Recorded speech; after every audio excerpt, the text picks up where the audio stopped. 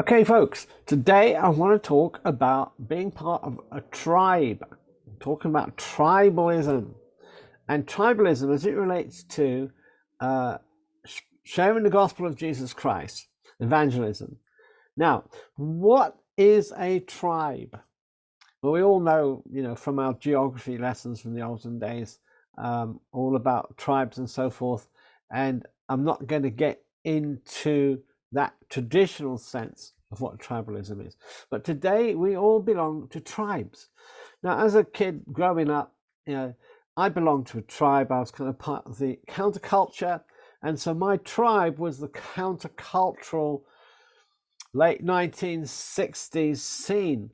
And so when I met someone from my tribe, there was an immediate connection, an unspoken understanding about core values and so forth that we accepted as being the norm. And that norm that we had as a tribe, as a group of people, even though we'd never met each other, that tribal identity was something that set us apart from, in our case, mainstream society. Of course, the ironic thing was we were all living in mainstream society. A lot of us were living thanks to our parents paying our student grants and so forth, etc., etc. But the point I'm making is that when I ended up, after hitchhiking over 7,000 miles, across the Canadian Trans-Canada Highway and then up the Alcan Highway to Alaska, trying to find meaning in life and revelation. I mean, some folks went off to India. Some folks went, did the whole hippie trail thing.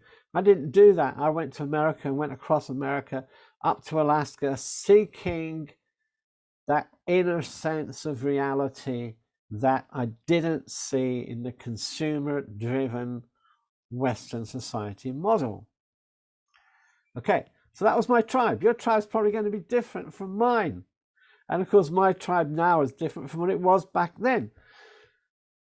But in 1972, when I met some ex-hippies that I could relate to, that were part of, quote, my tribe, and they began telling me about the love of Jesus Christ, all of a sudden the connection was made. It's rather like plugging in, I don't know if I can show it to you. No, I can't. I've got a plug here in my hand. I've got so many plugs in the studio, man, but it's rather like plugging in the power. It makes a connection so that you're speaking the same language. Now, of course, as a Christian, we take that cultural language and then we turn it up. We turn it up into a spiritual language where we are then connecting with the spiritual inner need of the person, that need for Jesus Christ, that need for a sense of forgiveness, that need for a sense of renewal of self, that need for not just searching for purpose, but finding purpose. Or put another way, the purpose finds us, because the purpose, the foundational principle of all things, is found in Jesus Christ. Now, of course, that's where the tribe then has to decide, or the member of the tribe, myself, back in 1972, I had to make the decision. Was I going to just stick with the tribe that was seeking to be countercultural, that was seeking to be revolutionary, that was seeking to stop the war in Vietnam, was seeking to feed all the hungry people, that was seeking to come against this consumerist mad rush to oblivion and seeking a spiritual identity? That's really what it was about. The hippie movement, by and large, there was an element of it that was seeking spiritual identity.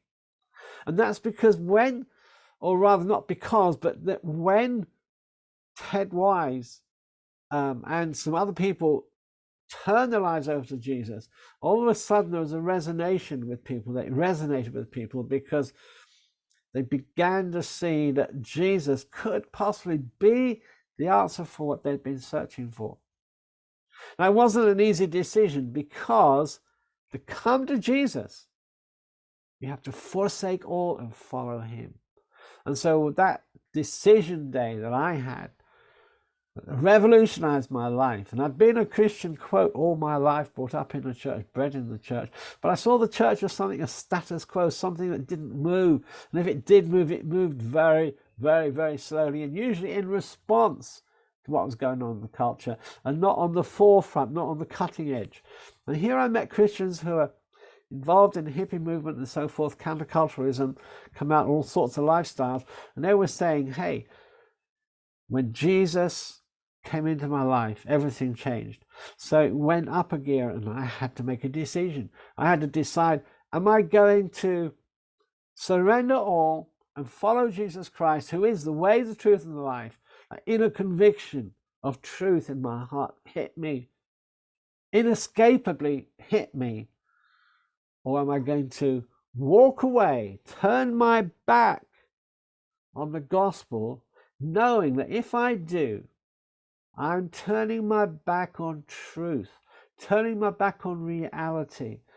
And I had this inner sense that if I went away from Lighthouse Ranch, which is where I gave my life to the Lord, out in Eureka, California, out on the old Coast Guard station, if I hitchhiked back to Highway 101 and continued down to San Francisco, Berkeley, and so forth, which had been my original intention, to be with the revolutionaries there, if I did that, I would be denying truth. I'd be making my quest for truth into a lie. And I knew, probably because of my Christian upbringing, just that inner sense of I just could not live a lie. And so being confronted with the truth, before I was ignorant, I was walking around like this with blinders on my eyes. I was searching for reality. I'd meet needy people and want to help them, but I didn't know how to help them. I'll tell you more about that another time. And I couldn't help because I didn't have light myself. I was blinded. But now I see. Jesus restored my sight. He really did, not just a natural sight. He restored my sight when I surrendered to Christ. What's that got to do with tribalism? Well, Jesus Christ died for all people. He's going to all the world, preach the gospel, every tribe, tongue, language, people group, you name it. The gospel is for that group of people. Now, for me, it came in a countercultural package, but the core of it was the same gospel of Jesus that has been proclaimed for over 2,000 years since the death, the burial, the resurrection, the ascension of Jesus Christ in Israel or Palestine, wherever it was back then. So folks, in wrapping this up, I want to ask you, what tribe are you part of?